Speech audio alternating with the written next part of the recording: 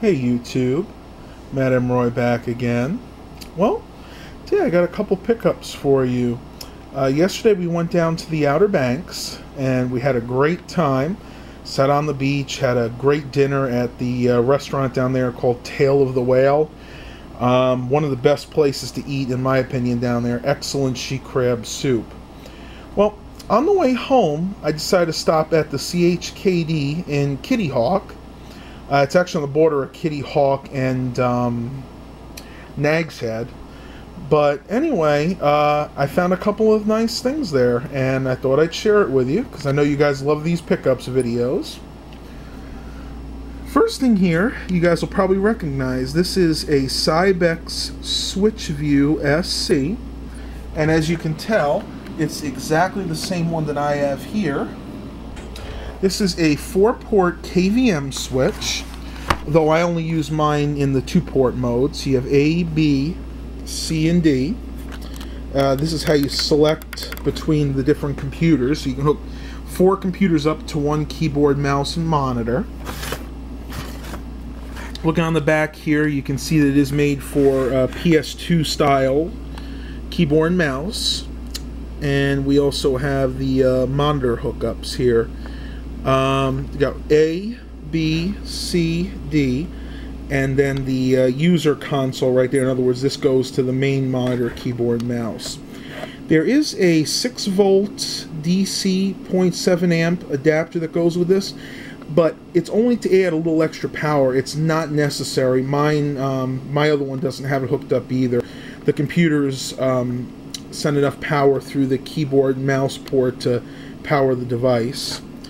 And you can even see that this one also accepts either serial or PS2 mice, which is kind of a nice feature. I mean, not that I'll ever use a serial mouse again, but you never know. I might give it a try.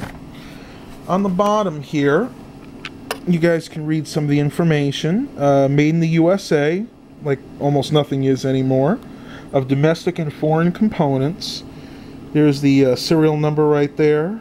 MPN, which must be like the model number. And again, you guys can pause the video if you want to read that a little bit more. But yeah, I gave $2.98 for that, and I figure it's great to have a backup, because this one over here, it has been giving me trouble recently. I had to unplug all the keyboards and mice the other day, because for some reason, even though I hit select, it wouldn't switch between my 2 computers. So might be seeing this hooked up sooner than later. Now the next thing I have here is kind of unique, and I'll be honest with you, I haven't even opened this yet. A cute feel keyboard designed for Windows 95. I mean, you can tell this is older. I gave a whopping 98 cents for it, and it looks like that it's made by Acer, at least what Acer was called back then, Acer Peripherals Incorporated. Here's some information about the keyboard itself. I can look that up later if you want to look it up too. Just pause the video. Underneath here, you can see that this is definitely an older keyboard, because it's not only for the older XT80s, but it will also fit a PS2 connector as well. And what's interesting about this, it even gives you give the pin out. It gives you what each pin is used for. Like pin 1 is for data, 2 is reserved for something, 3 is ground, 4 is the plus 5 volt, and so on.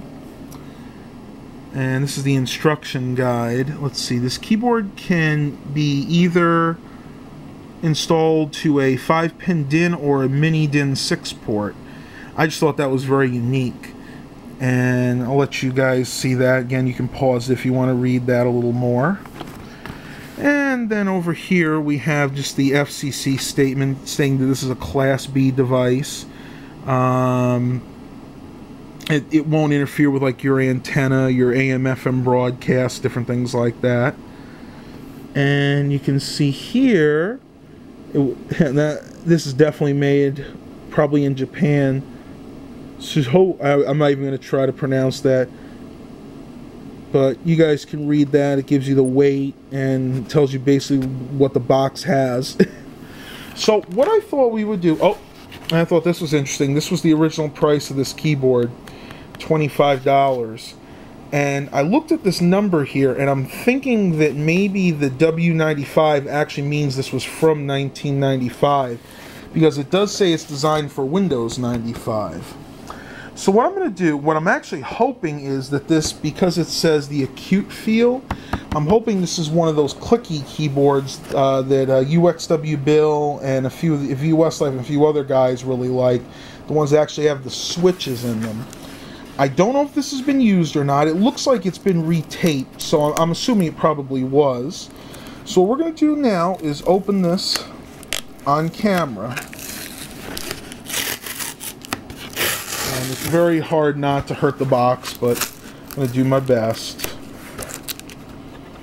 Let's see what we have in here.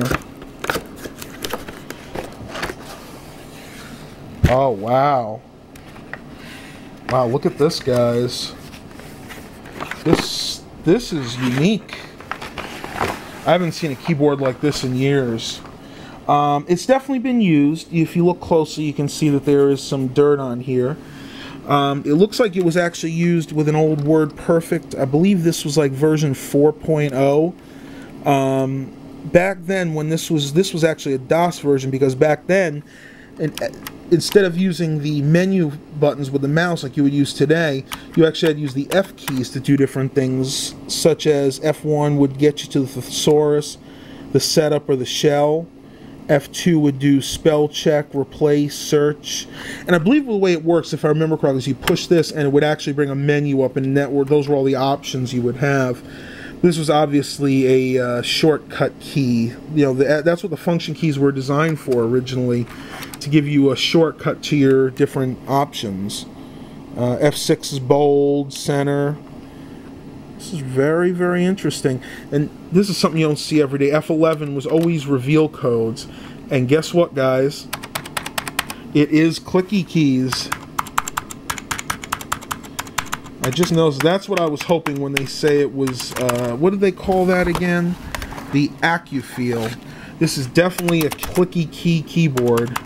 This is definitely going to go on one of my main systems, because I've wanted one like this for a long time, and I'll be damned if I'm going to pay eBay prices for one of these kinds of keyboards. Now, it's not like one of the old IBM clicky keyboards. I think they were called Model M's, but it's definitely close, and it does have a nice feel to it.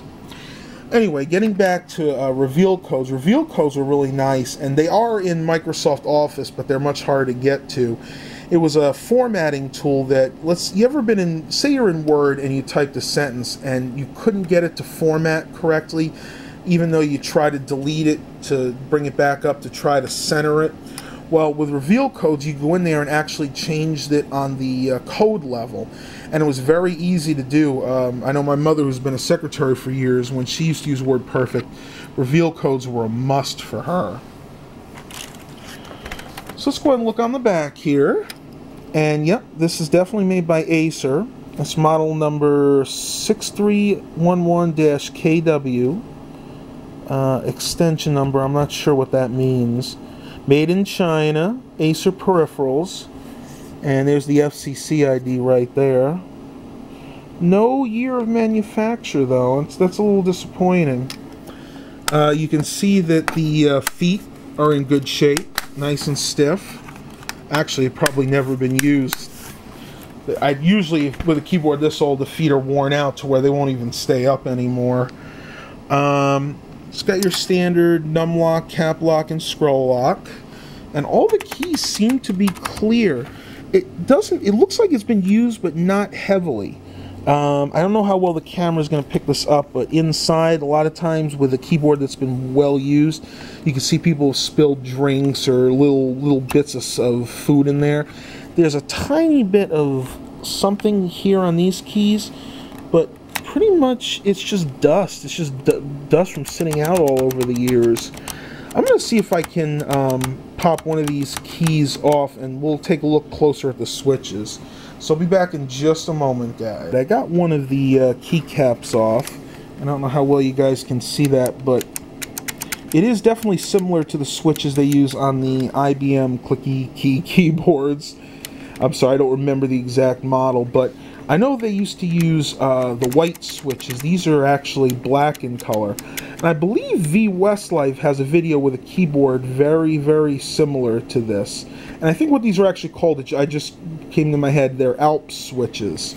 But I don't know if that's what these are, because the only ones I've ever seen before that I know are white.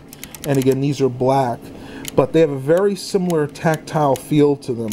And I don't know if a lot of younger guys have ever typed on a keyboard with these types of ALPS switches, but it is very, very nice. They used to use these in the IBM Selectric typewriters back in the day as well. To me, modern keyboards just don't have a good tactile feel. When I push down on a key, I want it to bounce back at me. I want to know that that's the key that I push down on. And most modern keyboards just don't have that kind of nice feel to them. One thing I did notice that's kind of a bummer is, since this was open, somebody lost the adapter, so right now I won't be able to use it. I have to get a 5-pin DIN to a 6-pin mini DIN or PS2 connector adapter. I may have one lying around somewhere, but if not, I'm sure I can find them very cheaply on eBay. Well, I hope you guys enjoyed this little review of this Acer keyboard. Again, for what I paid for, 98 cents, I'm very happy. And once I get this up and running, I'll probably do another video to show you guys how well it works. But like I said, unfortunately right now I don't have an adapter to hook this up to any of my modern computers, and unfortunately none of even my older computers use the old 5-pin DINs anymore. Well, please remember to like and subscribe, and as always, have a blessed day, everybody.